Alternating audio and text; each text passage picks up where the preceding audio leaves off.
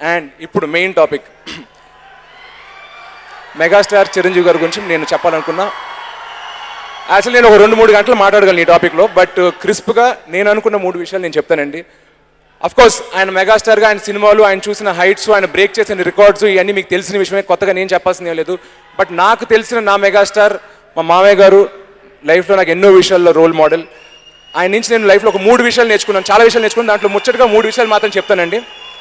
ఒకటి, ఆయన నుంచి నేర్చుకున్న నేను బాధ్యత అనే విషయం.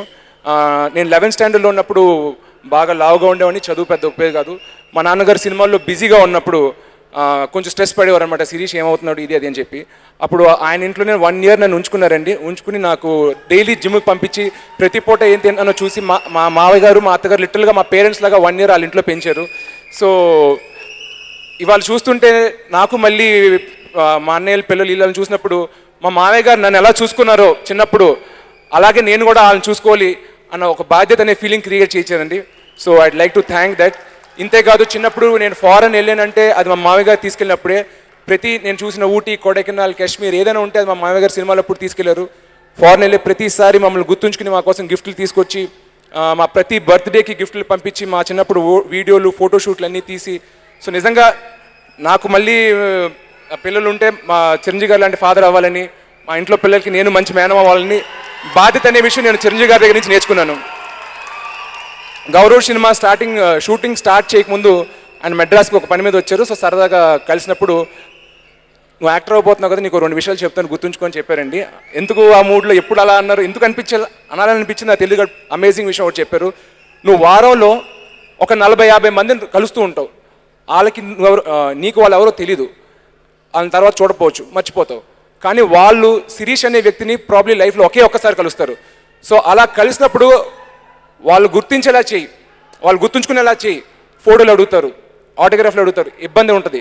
నువ్వు ఏదో మూడ్లో ఉంటావు, ఉండకపోవచ్చు. బట్ రిమెంబర్, లైఫ్లో వాళ్ళు ఒకసారి కలుస్తారు. సో నేను కలిసే ప్రతి వ్యక్తి నిన్ను కలిసి వెళ్ళిపోయి ఒక మధురమైన జ్ఞాపకంతో వెళ్ళాలని చెప్పి నాకు గుర్తు చేసి చెప్పారు. నేను అది మైండ్లో బాగా దించుకున్నాను. సో ఎప్పుడైనా ఎయిర్పోర్ట్లో ఉన్న, షాపింగ్ మాల్లో ఉన్న, బయట ఉన్న ఎవరైనా ఫోటో అడిగినా, సెల్ఫీ అడిగినా నేను చాలా ఓపిక్గా ఇవ్వడం అనేది చిరంజీవి గారిని చూసి నేర్చుకున్నాను. ఆయన అప్పుడే చెప్పారు. ఇంకొక విషయం నాకు చెప్పారు, అదే కాన్వర్సేషన్లో, మనిషికి ఆకలి, ఇల్లు, డబ్బు ఇలా కాకుండా ఎక్కువ తను కోరుకునేది గుర్తింపు. మనిషి బాగా కోరుకునే విషయం గుర్తింపు. సో నీ కింద పనిచేసే స్టాఫ్ కానీ, మీ డైరెక్టర్స్ కానీ, నీ టెక్నీషియన్స్ కానీ, నీ చుట్టుపక్కల ఉండేవాళ్ళు కానీ ఎవరైనా ఒక మంచి పని చేస్తే వెంటనే అది గుర్తించి వాళ్ళు ప్రోత్సహించు అని చెప్పి నాకు చెప్పారండి.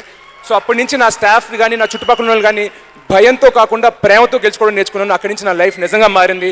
I'm much more happier. అవతల వాళ్ళు కళ్ళలో ఆనందం చూస్తుంటే అది నాకు రెట్టింపు ఆనందం వేస్తుంది. అండ్ అదే కాకుండా ప్రోత్సహించడం గురించి చెప్పాలంటే, మా ఫ్యామిలీలో ఉన్న ప్రతి ఫ్యామిలీ మెంబర్, పవన్ కళ్యాణ్ గారు కానీ, బన్నీ కానీ, చరణ్ కానీ, వరుణ్ కానీ, తేజు కానీ, మా ఫంక్షన్స్ దేనికి పిలిచినా అదొక బరువుగా కాకుండా ఒక బాధ్యతగా ఫీల్ అయ్యి వచ్చి మమ్మల్ని ప్రోత్సహించినందుకు చిరంజీవి గారికి మరొకసారి థ్యాంక్స్ చెప్పుకోవాలి. అండ్ కేవలం మా ఫంక్షనే కాదు, లాస్ట్ ఇయర్ చూశాను, మా ఫ్యామిలీకి ఏం సంబంధం లేని ఒక అవార్డు ఫంక్షన్లో 3.5 గంటల నుంచి ఆయన చేతుల మీద 40-50 అవార్డులు ఇప్పించారండి. అది నిజంగా ఒక ఇండస్ట్రీ పెద్దగా ఆయన ఫీల్ అయ్యి నిజంగా అచీవ్ చేసిన వాళ్ళు ఎంకరేజ్ చేయడానికి, మా ఫ్యామిలీనే కాదు బయట వాళ్ళు ఫ్యామిలీలు ఎప్పటికి వెళ్ళి అన్ని ఏం ఫంక్షన్స్ ఉన్నా చిరంజీవి గారు అటెండ్ అవుతుంది. సో నేను కూడా నేర్చుకుంది ఏంటంటే, నిజంగా మన చుట్టుపక్కల ఎవరైనా చేస్తే, ఏమైనా మంచి పని చేస్తే వాళ్ళని ప్రోత్సహించాలని.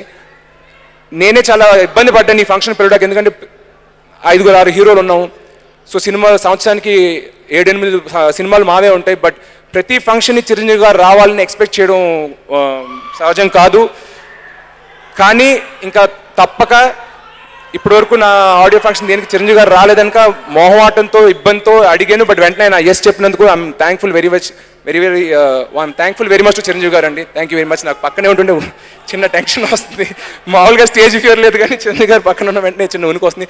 ఎనీవేస్, దీంతో నేను చెప్పాల్సి అనుకుని చెప్పేశాను. Thank you very much.